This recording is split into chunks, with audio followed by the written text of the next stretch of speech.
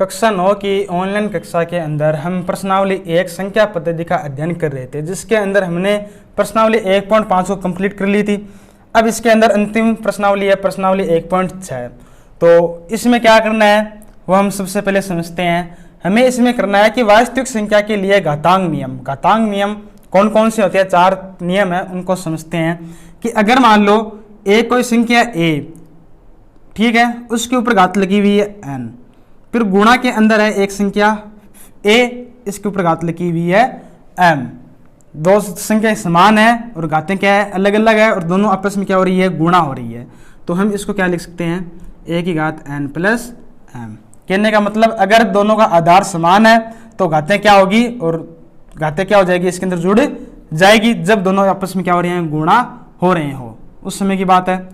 दूसरा ये है कि अगर भाग में लगाओ a की घात n बट्टे में a की घात m, तो क्या होगा, a की घात n माइनस m। बट्टे वाली जो घात है वो ऊपर आके क्या हो जाएगी, माइनस में हो जाएगी। ये बात आई समझ में। फिर देखो आगे तीसरा, अगर a गुणा b, इसके ऊपर घात लगी हुई है n, तो हम क्या लिख सकते हैं, इसको अलग अलग लिख सकते हैं कि a की घात n गुणा b की घात n। इसी प्रकार अगर भाग में हो भी a बट्टा b, इसके ऊपर मान लो n घात लगी हुई है, तो इसको भी हम क्या लिख सकते हैं, इसी प्रकार लिख सकते हैं कि a की घात n बट्टा b की घात n।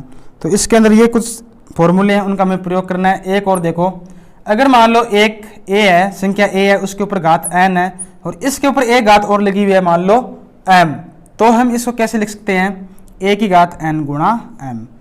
अब की बार क्या होगी, ये घातें आपस में गुणा हो जाएगी, एक की घात n गुणा m।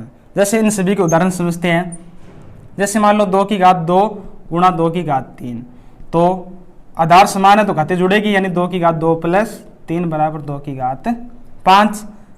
जैसे 2 की घात 5 बटा 2 की घात 3, तो नीचे वाली घात ऊपर आके क्या हो जाएगी, घात में से कट जाएगी। n कितना है 5, m कितना है 3, तो n माइनस m 5 माइनस 3 बराबर कितना आएगा, 2 की घात 2। इसको समझते हैं। फिर अगर आपको a और b दो अलग अलग संख्या है, 2 गुणा 3 मान लो कि 2 गुणा 3, इसके ऊपर घात लगी हुई है 4, तो हम इसको कैसे लिख सकते हैं, 2 की घात 4 गुणा 3 की घात 4, ये लिख सकते हैं। इसका एग्जाम्पल समझते हैं। जैसे मान लो अगर 3 बटा 5, इसके ऊपर घात लगी हुई है 2, तो क्या होगा, ये जो 2 घात है ये क्या होगी, दोनों के ऊपर आएगी, 3 के ऊपर भी आएगी, 5 के ऊपर भी आएगी। इसी प्रकार इसमें है, जैसे मान लो 2 के ऊपर घात लगी हुई है 3 और इसके ऊपर घात लगी हुई है 4, तो ये जो घात है ये कैसे होगी, 2 की घात 3 गुणा 4। घात के ऊपर जब घात होती है ना तो वो क्या होती है, आपस में गुणा हो जाती है। तो 3 गुणा 4 कितना आ जाएगा, 12, यानी ये कितना है, 2 की घात 12। अगर मान लो जैसे ये है कि 1 बटा 1 की घात n, हम इसको ऐसे लिख सकते हैं a की घात माइनस n। यानी कहने का मतलब अगर 1 बटा 2 की घात 5 है, ये ऊपर आके क्या हो जाएगा, 2 की घात माइनस का 5। ये है कुछ घातांक नियम, इन्हीं का प्रयोग करके हमें क्या करना है, प्रश्नावली 1.6 का अध्ययन करना है। इतना आया समझ में। अब चलते हैं प्रश्नावली के अंदर।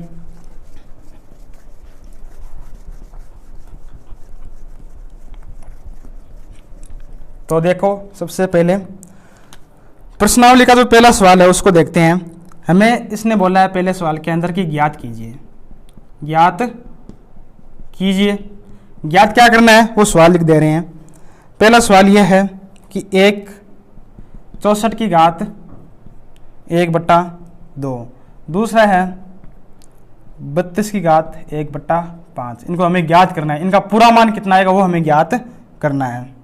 फिर तीसरा इसमें दे रखा है 125 की घात 1 बट्टा 3।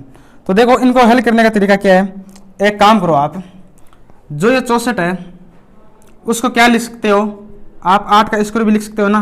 8 गुणा 8 कितना होगा, 64, ऊपर घात कितनी है, 1 बट्टा 2, तो 8 गुणा 8 यानी 8 का स्क्वायर, ऊपर घात कितनी है, 1 बट्टा 2।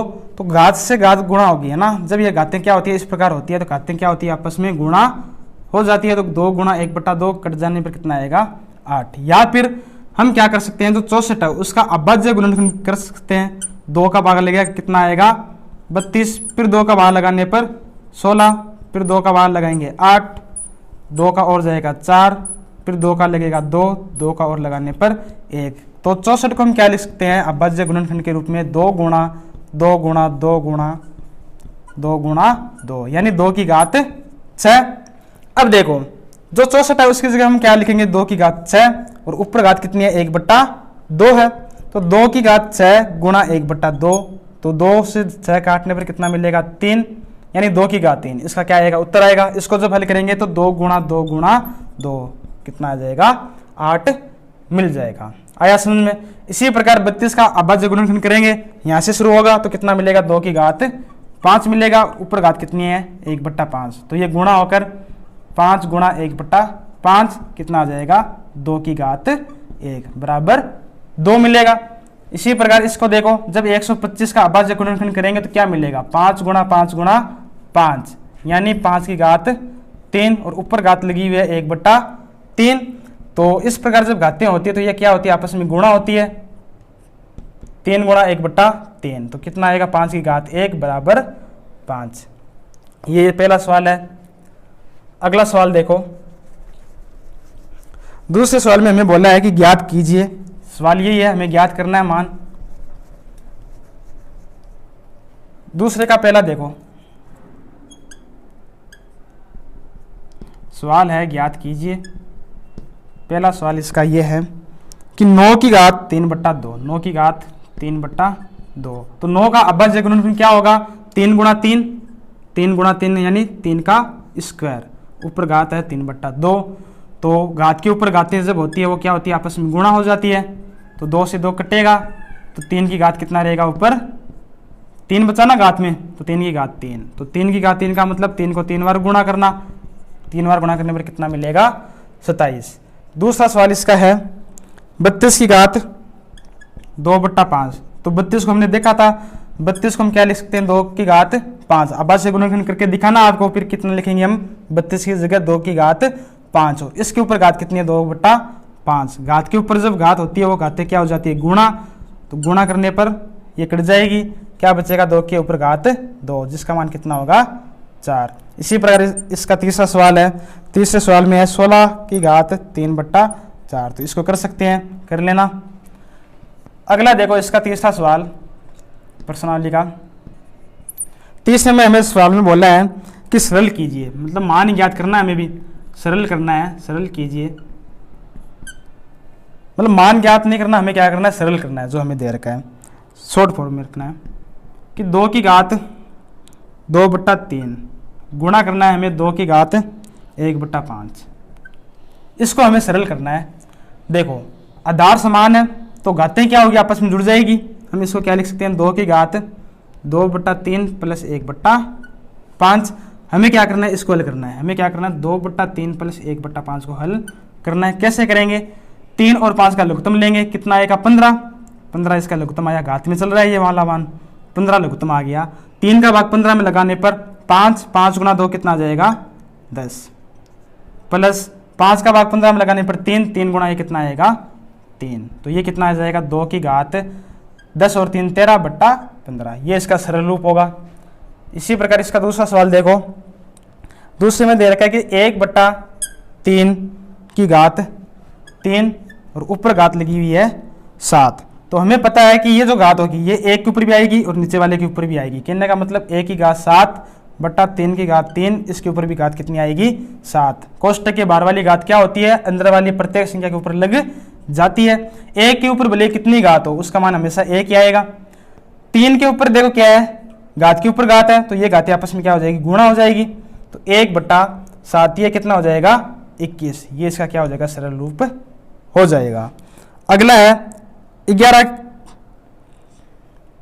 तीसरा सवाल देखो, इसमें दे रखा है 11 की घात 1/2 बट्टे में है 11 की घात 1/4।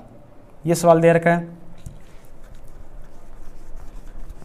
तो देखो बट्टे में जब घात होती है, हमने देखा था ना कि a की घात अगर m/a की घात n/a की घात m, हम इसको क्या लिख सकते हैं a की घात n माइनस m लिख सकते हैं। तो इसी प्रकार ये क्या हो जाएगा 11 की घात 1/2 में से क्या हो जाएगा नीचे वाली घात 1/4 घट जाएगी, तो 11 की घात है ये। तो इन दोनों का लघुत्तम 2 और 4 का लघुत्तम 4, 2 का 4 में बार लगाने पर 2, 2 गुणा 1 2, माइनस 4 का 4 में बार लगाने पर 1, 1 गुणा 1 कितना आएगा 1 मिलेगा। तो 2 में से 1 घटाने पर 1/4। ये तीसरा सवाल।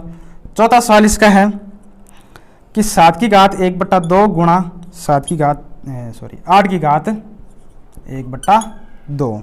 तो हमने देखा था ना कि अगर a b की घात n हो तो ये क्या होता है a की घात n, b की घात n। तो हमें ये वाला फॉर्मेट दे रखा है, देखो यहाँ पर n कितना, घात कितनी लगी हुई है 1/2 और अलग अलग संख्या है। तो ये क्या बन जाएगी ए बी के रूप में, a गुणा b, 7 गुणा 8 होल घात कितनी आएगी 1/2।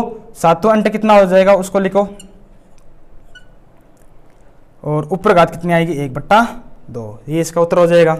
इसी प्रकार जो आपका दूसरा सवाल था उसका एक चौथा सवाल और है, उसको भी आपको करना है। उसमें दे रखा है 125 की घात -1/3, ये दे रखा है। तो आप 125 को क्या लिख सकते हो, 5 की घात 3 लिख सकते हो ना, और ऊपर कितनी है -1/3 घात। तो ये क्या हो जाएगा 5 की घात 3 गुणा -1/3। तो 3 से 3 कटेगा, कितना मिलेगा 5 की घात -1। तो 5 की घात -1 कितना हो जाएगा 1/5। ये इसका क्या हो जाएगा सरल रूप या फिर उत्तर हो जाएगा। तो इस प्रकार आपकी प्रश्नावली 1.6 कंप्लीट है। इसी के साथ आपकी पूरी प्रश्नावली संख्या पद्धति ये भी क्या हो रही है खत्म